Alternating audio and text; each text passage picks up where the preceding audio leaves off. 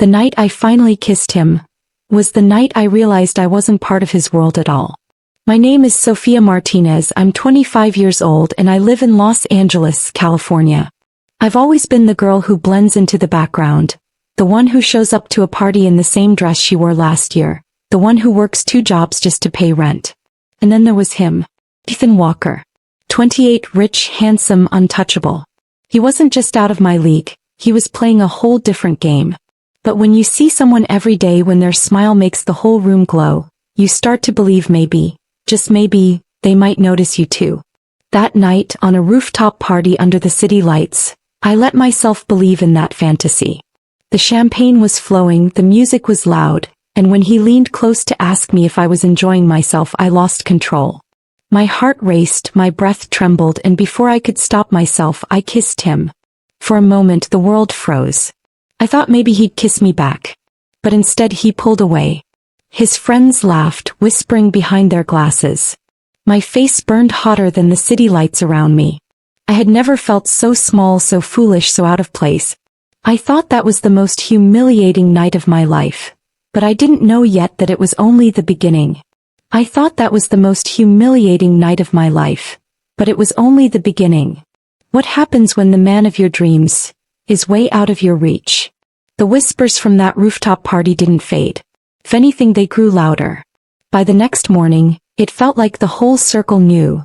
The ordinary girl who tried to kiss Ethan Walker, the man every woman in Los Angeles secretly wanted. I tried to brush it off, telling myself it was just one bad night.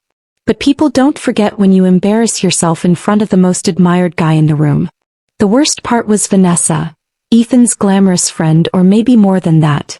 Tall, perfect blonde hair, designer clothes from head to toe. She cornered me at work a few days later, her heels clicking on the marble floor as if every step was a reminder of how out of place I was. "Cute stunt you pulled the other night," she said with a smile that didn't reach her eyes. "But let me give you some advice. Girls like you don't belong in Ethan's world. Don't embarrass yourself again." Her words stung deeper than the laughter at the party. Because a part of me believed her. That evening, I went home to my tiny apartment, curled up on my bed, and told my best friend Maya about everything. She shook her head, brushing her long braids over her shoulder. "Sophia, don't let her get in your head. You're worth more than they'll ever admit. Vanessa's scared because she sees something in you." I wanted to believe her. But how do you fight an entire world that constantly reminds you you're not good enough? And yet, no matter how hard I tried, I couldn't stop thinking about Ethan. About the way he had looked at me before pulling away, like he saw something no one else noticed. I thought I could walk away from this story. But destiny wasn't done with me yet. I wanted to walk away, but destiny pulled me closer to him than I ever imagined. How do you compete for love when you already feel you don't deserve it? A week later, I was working a late shift at the downtown hotel where I waitressed. My hair pulled back, uniform wrinkled, I tried to blend in as always. The last thing I wanted was attention. But the moment I walked into the ballroom carrying a tray of glasses, the whispers started again. "She's the girl," someone hissed.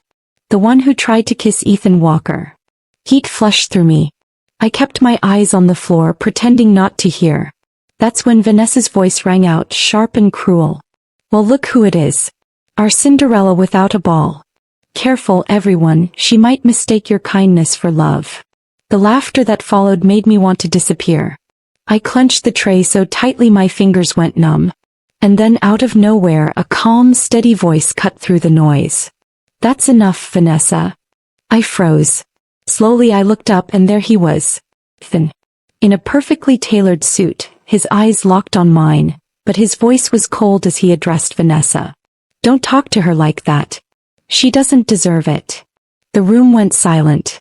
Vanessa blinked, taken aback. "Ethan, she..." I said enough. His words were sharp, leaving no room for argument. My heart pounded in my chest. Why was he defending me? After everything, why now?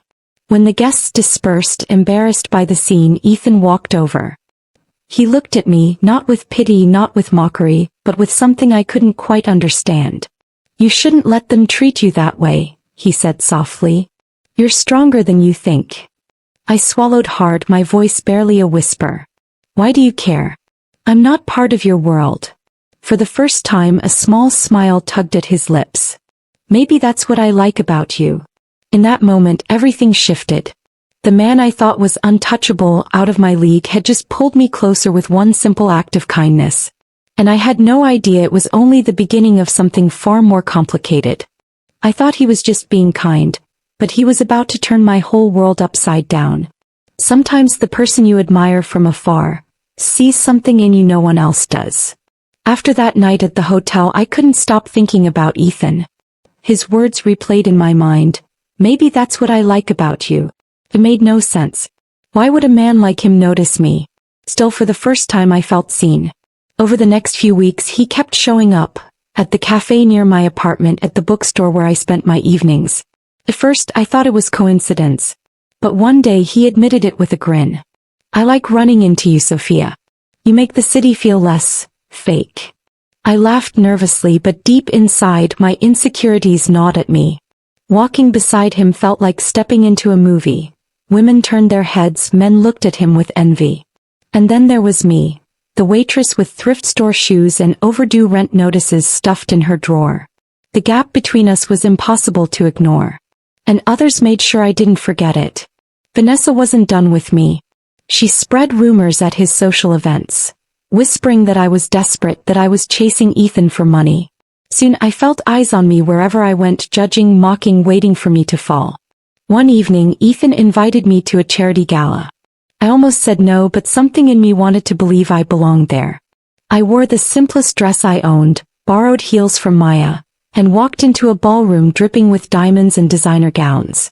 Halfway through the night, Vanessa struck again. She clinked her glass, smiling sweetly at the crowd. Some girls think they can just kiss their way into high society. Isn't that right, Sophia? My cheeks burned. I wanted to run, but Ethan stood tall beside me. He wrapped his arm around me and said, loud enough for everyone to hear, Sophia is with me. And anyone who disrespects her disrespects me. The room went silent. For the first time, Vanessa had no words. My heart raced, torn between pride and fear. Was this real? Or was I just a temporary distraction in his world? Later that night, after the gala, Ethan drove me home. The city lights blurred outside the car window, but his voice was steady. Sophia, there's something I haven't told you. I turned, my stomach tightening. What is it? His eyes darkened, his hands gripping the wheel. My family has already chosen someone for me. An arranged engagement. I never wanted it, but walking away would mean walking away from everything I've built. The air left my lungs. My worst fear had just come true. I wasn't just out of his league. I didn't know whether to keep trusting him, or walk away before I got destroyed.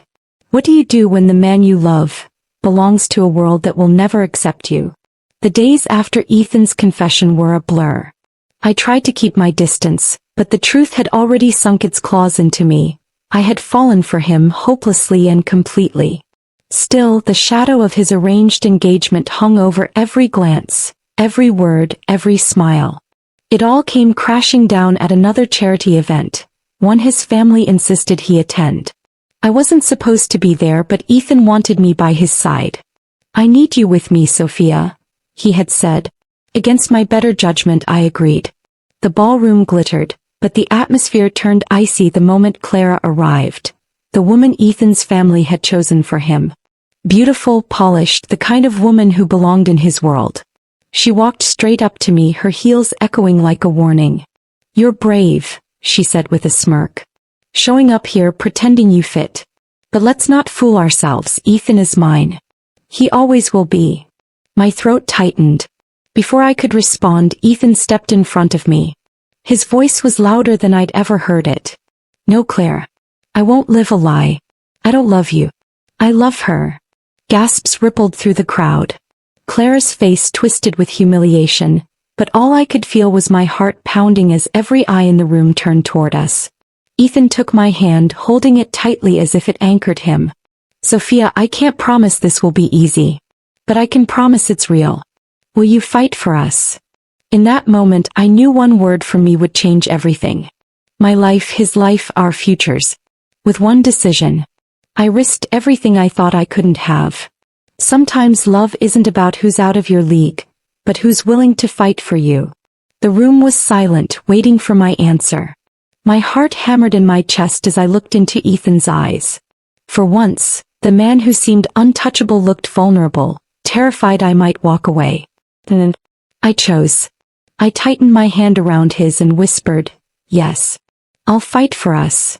The words felt like jumping off a cliff, terrifying yet freeing. Gasps filled the room and Clara stormed out, her heels echoing like thunder. Ethan's family glared, their disapproval heavy in the air, but Ethan only pulled me closer, his arm wrapping around me as if daring anyone to take me away.